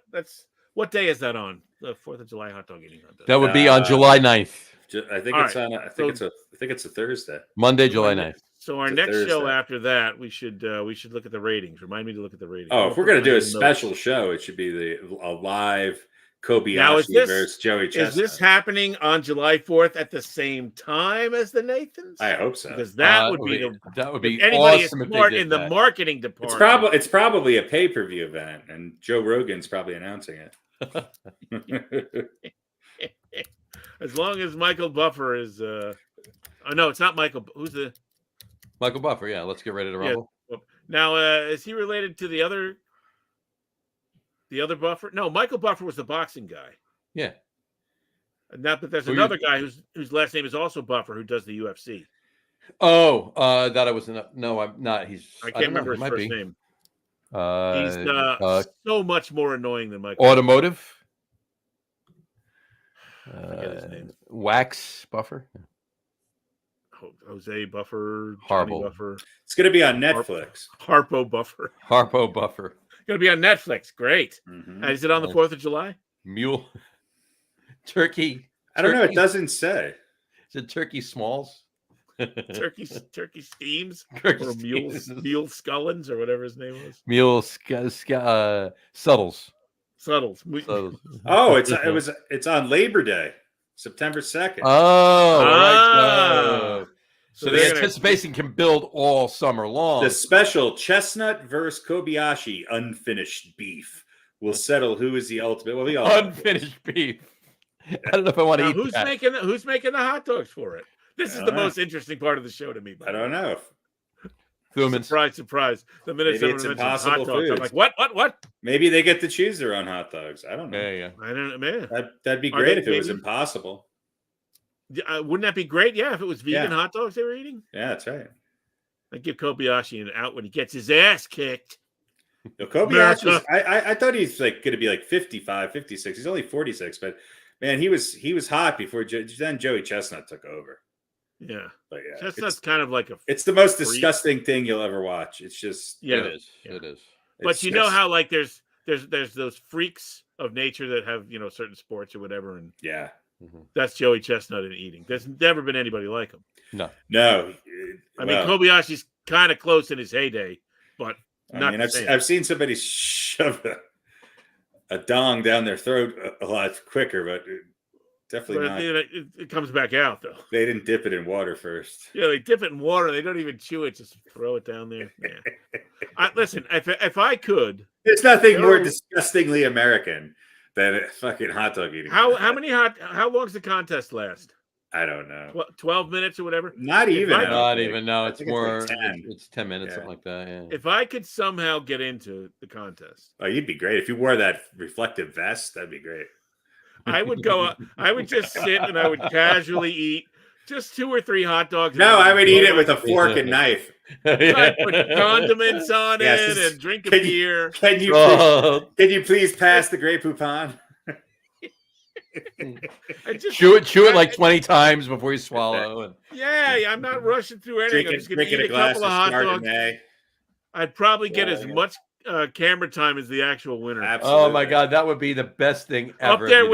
Up there with a can of what would be even better is if we could get a really one of your beers, Johnny. I don't know which one would be, great. If we could get what would be your hot dog pairing? Shell collector would go perfect with it. I think you need to throw it way off. It needs to be a Chardonnay. Right there. Big can of Coastal Brew Works Shell collector. And I think I don't even think you should eat it yourself. I think you should be fed by a Price is Right model. Yeah. and then take the napkin between every bite. Yeah. Oh yeah. Wipe the mustard off of the corners. Damn it off. Maybe have a chihuahua under my arm, give him a little bite. Yeah, absolutely. That would be great. Mm-hmm. That would be great. And you know what? If that doesn't happen, if that can't happen, it has to be a skit somewhere. SNL or somewhere has to do it. Yeah. The guy who's just hungry and he threw 20, like at a local county fair, he threw $20 in the pot, because it was cheaper than buying 3 or 4 hot dogs. And he just went up there and he just had himself some lunch during the contest. Just sitting sideways, eating like this, looking at the pigs, watching them. Yeah, right. Shaking his head going, oh. Back in the day, I probably could have competed. You did compete in a couple of events back in the day. Just against myself. Against other people, but you won. That would be a great skit. All right, that's it. I'm queasy from the bloody lung that we started with, and the hot dog. Now hot dogs. All right, let's do an over under. I got a good one. All right, over under time. Here we go. Hold on. Oh, is he there? Did he freeze again? No, I'm here. I gotta remember what the actual number is. He just becomes inanimate sometimes. That's what it is. That's when the drugs stop working. I stop working. And we all think it's the Wi-Fi. It's the gerbil got stuck, and he's on the treadmill. All right. So last week, I went to Cincinnati looking for an apartment for the boy who's going to college there in the fall. So I took out some cash. Sure. And I have what is left here in a wad. There's a 20 on the outside. Mm-hmm. Okay. Fair enough. So I will tell you that in this, there are more big bills than there are small bills. What's a big bill? Big bill is a 10 or a 20. Okay. Small bill is a 1 or a 5. So there are more big bills than small bills. Okay. And I will say there are no 50s or 100s. 20 is the largest bill. No $40 bills either. Okay. So what's the over under? The over under is 279, and I will show you on the inside is a 1. 200, just so that they, there are, because there's 5s and 1s, 20s, 10s, 5s and 1s. Yep. Although I won't say how many of each. But there's at least one of each of those. At least one of each. 279.5. I'm going over. John's going over. 279 under. 279.5. All right. See if we can count this out. Just to torture you because I'm tired too. Yeah, we've been yawning for the last 45 minutes. 20, 40, 60, 80, 100. 20, 40, 60, 80, 200. 20, 40, 60, 70, 5, 6, 7, 8, 9, 80, 81. 281. Good guess, though, Harry. It's always over. All right. That's not always over. The last one we did 2 weeks ago was under, and you won it. Yeah, that's true. Sometimes that was deceptive. I thought it was going to be way under, but I should have known better. Yeah, there's a lot of 20s. Well, I'm finally figuring out I should probably pick a number that's close to the actual number. Yeah. Well, John, you just won $281. If I held this up and I went, the over under is $490, that would probably be pretty easy. Yeah. And there's no 100s or 50s in it, so. Right. But you could have went the other way when you said that, though. You could have said the over under is $135. Yeah, not know what's in there. I mean, when I first looked at it, just based on how my bills usually pan out after having taken money out of the ATM, I guessed you took 300 out. I probably guessed wrong. So I took 400 out. Yeah, see, so that's where I went wrong. So I was like, all right, it's got to be closer to 200 that's left. Or my guess would have been like 185. Well, the thing is, it would have been much smaller. But you add 100 to 185. Yeah. There you go. But the thing is, we don't spend as much cash. And he froze again. Like we used to, we went for 4 days. We drove to Now, will he be Cincinnati. back? He's back for me. He's not frozen for me. He's not frozen for you? Oh. Pete, you're frozen for me. Why? Oh, wait a minute. Sorry. What's going on? Oh, there we go. No. There you go. All right. Yeah, we on that note, we don't. My point was we don't spend There's as a much. storm outside, and it might. Good luck finding us. Are you getting the Shea Stadium weather? I'm getting the Shea Stadium weather in South Jersey. Yes. Well, you're saying it was moving away from the stadium. Was it moving your way? It was moving your way. Moving my way. That's more Have like it your way. The game's back on. That would be a fast-moving storm if it was moving your way. This is true. So anyway, so 400, and I still have $280 left because we just don't spend as much cash. All right, I'll meet you for lunch tomorrow then. All right. There you go. Yeah, when are we getting together? When are you coming to the island? It's probably going to be the week after next. I got tied up this week, and next week I'm not coming anywhere near there with the holiday in the middle of the week. So, what probably holiday? the 3rd of July, I think. Hot dog eating day. Oh, is that next week? Hot dog day, yeah. Hot dog day. Yeah. Well, you know what? Maybe I'll come and visit you. The wife and kids are going to Toronto for a week. Come on down to see my wife's cousins and stuff. And there you go. And the boys' cousins too, I guess. You should go to Toronto. Mm-hmm. I'm done with Toronto. I've been there. No, it's nice. I enjoy it, but we've been there a lot of times. You just want some alone time. Well, yeah. Look, the boys just go. It's so funny. They go and they play video games against each other, but nobody talks. Right. Yeah. Although now they're all a lot older. We haven't been up there in a long time, but we used to go every year. My wife's got an aunt and cousins and her grandmother. Is your wife Canadian? No. But her grandmother, who lived up there, raised her for 5 or 6 years when she was young. And so we used to go every year in the summer, but she passed away a number of years ago. So she made it to like 101. Did she have a mullet? Oh, wow. Did she have a mullet? Yeah. A hockey rocker? Hockey mullet? No. So we haven't been up in a number of years, but gotcha. But I've been there been there like 15 times already. So because there's a really good hot dog place on the corner of Danforth and Pape. All right. On that note, folks, there we go. My over/under is over. Is this show over or under? It's over. I'm gonna have to go over. Please say it's over. It's underviewed and it's over. This show is over. Yes, this show is over. On that note, we will wrap it up for today. We want to thank everybody for watching. For those of you just listening to the audio podcast, thank you for listening.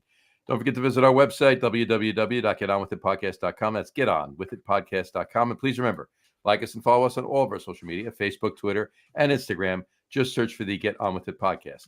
And of course, there we go. And of course, all of our shows are available on YouTube as well on the Logger Room channel. Remember, we go live with the video podcast on Facebook, YouTube, Twitter, which is now X, and Twitch every other Wednesday night around 7:30 p.m. Eastern Time. And for those of you who just want to listen to the audio podcast, you could do so on our audio host. Finally, everything's reconnected, folks. So that would be on Spreaker, as well as iHeartRadio, Apple Podcasts, Spotify, Odyssey, Audible, Google Podcasts, Amazon Music Podcast, TuneIn, Podcast Addict, Castbox, Deezer, Podchaser, Rephonic. Pretty much anywhere you can find an audio podcast, you will find the Get On With It Sports Podcast. And if you haven't done so already, please subscribe to one or more of those feeds, and you will never miss a show. All of those links, by the way, including the one for the Log Room channel, YouTube channel, are on the links page on the Get On With It podcast website. And what is that website? That website, again, is getonwithitpodcast.com. Anyway, and if you, like I said, if you haven't done so already, please subscribe to one of those feeds and you will never miss a show. Again, thanks for following along with us. Have a great rest of your week. Have a wonderful weekend, and we'll talk to you in a couple weeks, folks. Happy 4th of July. Take care, folks. Cheers. I got so many over-unders. How much change is here on my desk? How much did I pay for gas? How much did I pay for lunch? How much is my energy bill? How much is that doggy in the window? How much is the dog in the window? Well, save a few of them. We got the rest. We got the rest of the summer's over-unders. Yeah, it's just like a bevy of things that I never thought of. I'll be waiting with bated breath. How many corks do I have on my desk right now? I was going to say, how many corks do you have up your ass? How many? What is that? That's What a is the different diameter? number. What is the diameter of the Yes, cork? well, I'd have to know. John, All right. Anyway, Bye, everybody. happy 4th of July, folks. Take care. Yeah. Cheers. Come on, Baltimore.